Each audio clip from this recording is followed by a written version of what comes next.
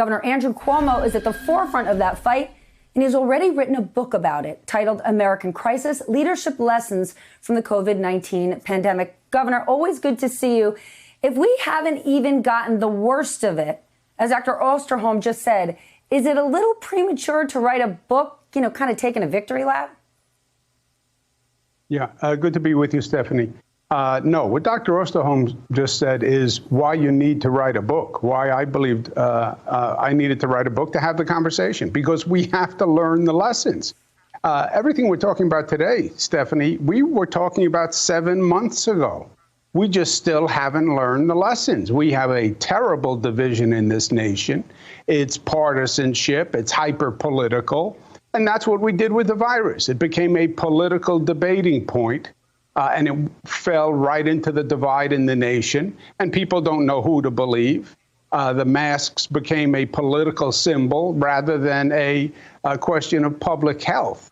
And the government hasn't been competent in dealing with this issue from day one, and it's still not. So Dr. Fauci, Dr. Osterholm are exactly right. We're going into the fall.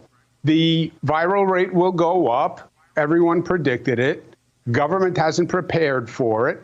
We then get into the winter when we're talking about a vaccine, and the administration has absolutely no plan to administer the vaccine, and they're talking about it as if the day you develop the vaccine, it's done. The day you develop the vaccine, it only starts. You then have to prove to the American people it's safe. You then have to administer it. And listen to this, Stephanie. There are 328 million people in this country. Theoretically, each person would need to be vaccinated, maybe even twice with some of the vaccines. 328 million. 7 months, all these efforts. You know how many tests we have done when you add it all up? 124 million. We've only done 124 million tests in 7 months, and we have to do 328 vaccines. How long will that take? And where is the plan to do that? So it's always the same. It's hyper-political, denial of the science. The American people don't know who to believe, and the government has not been competent in dealing with it. It started 7 months ago. Until we learn the lesson, we will not resolve this virus. So where's New York right now, and what is your plan to keep your state from seeing a new spike like we saw in the spring? We've been at it for 7 months. We've learned. We're smarter. We're more disciplined. We have more technology.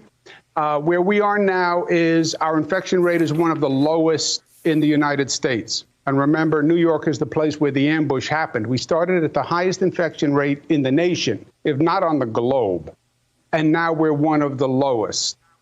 So that's very good. We're also doing more testing than any state pro rata. And to me, testing is everything. And we've taken it to a new level, Stephanie, where we're identifying what we call micro clusters. Yes, you're going to have flare-ups during the fall.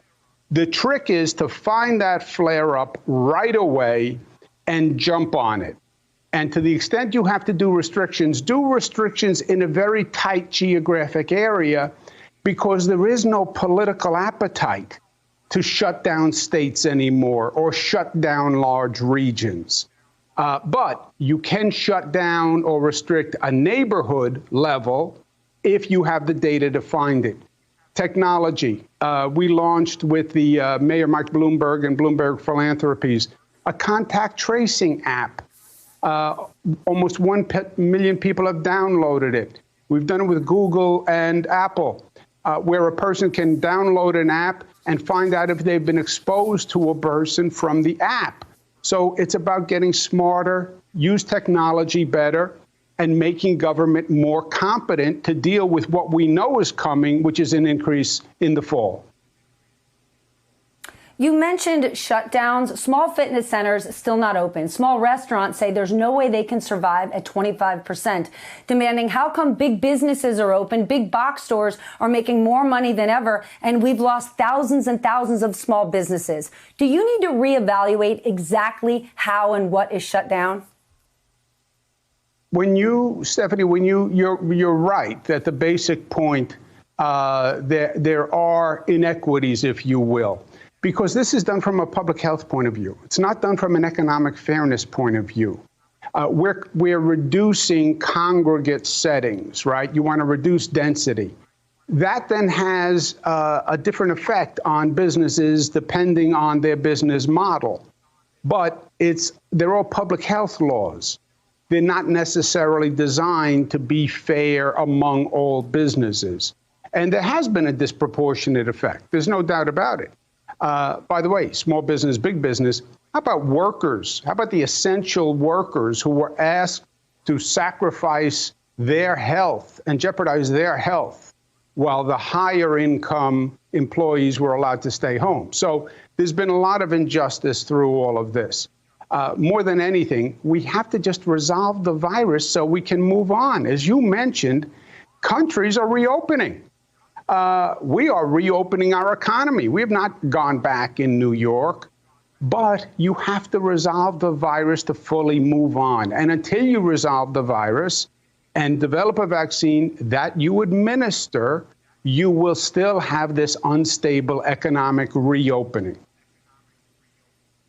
If we don't get a federal stimulus package, the next stimulus bill, which includes the Restaurant Act, do you need to look at a state solution? We're talking about thousands of restaurants in your state, specifically in New York City, that could be closed forever. Stephanie, take a step back from that. If we don't get a federal stimulus bill, if there is no state and local financing, my state, for example, has a $50 billion deficit between the state and the localities. There is no way I can close a $50 billion deficit. And now you have the federal government saying, oh, and the next step is we have to develop a vaccine and administer a vaccine, which will be a multi-billion-dollar venture. And we have no idea how to do it on the federal side except saying, OK, states, you figure it out, which is a massive undertaking using the same essential workers that I can't pay because they're not funding the state and local deficit. So there is no coherent government policy to this. It's much broader than just individual businesses. If we don't get state and local financing assistance from the federal government, you're going to see massive layoffs from states, from cities, tax increases.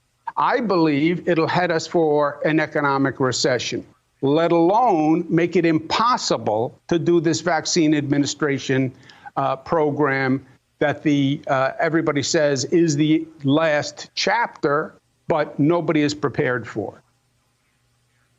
Let's stay on the economy because the City Journal just put out an article comparing job losses in New York City to the rest of the country. In manufacturing, the U.S. lost roughly 6%. New York lost 19%. In retail, the country lost 5%. New York lost 13%. In business, the country lost 7%. New York lost almost 14%. And hotel and restaurant, U.S. lost 22%, and New York lost 49% of the jobs. Why is New York doing so much worse than the rest of America? Is it just about density? No, Stephanie, it's about facts and reality. Remember what happened here. New York had many more cases. New York was the hardest hit because the first government error was we had a White House saying China virus, China virus, China virus. It wasn't the China virus. It was the European virus. The virus didn't come to the United States from China. It came from Europe. It migrated from China to Europe, Italy, France, Spain, and it came here from Europe. The president did the China travel ban he loves to talk about January 29th. The virus was gone from China. It was in Europe, and they didn't do a European ban until March 16th. That means the virus was coming here on planes from Europe for 3 months. Most of those flights were landing in the East Coast, many of them in New York City. That's why New York was ambushed by that coronavirus. And that's why we had to shut down the way we did. And that's why you see the economic numbers down for New York, because we shut down. But you now are reporting on states in the West that didn't shut down and didn't take COVID seriously. And now you're seeing their cases go up, right? So it makes the point. Yes, we shut down because we were ambushed, but we got the virus out of control. Those other states that were in denial, that's where you're seeing the increase now. There is no second wave, Stephanie. This is the first wave that they never came to terms with because they denied it. And now you're seeing the numbers go up. Hey there, I'm Chris Hayes from MSNBC. Thanks for watching MSNBC on YouTube. If you want to keep up to date with the videos we're putting out, you can click subscribe just below me or click over on this list to see lots of other great videos.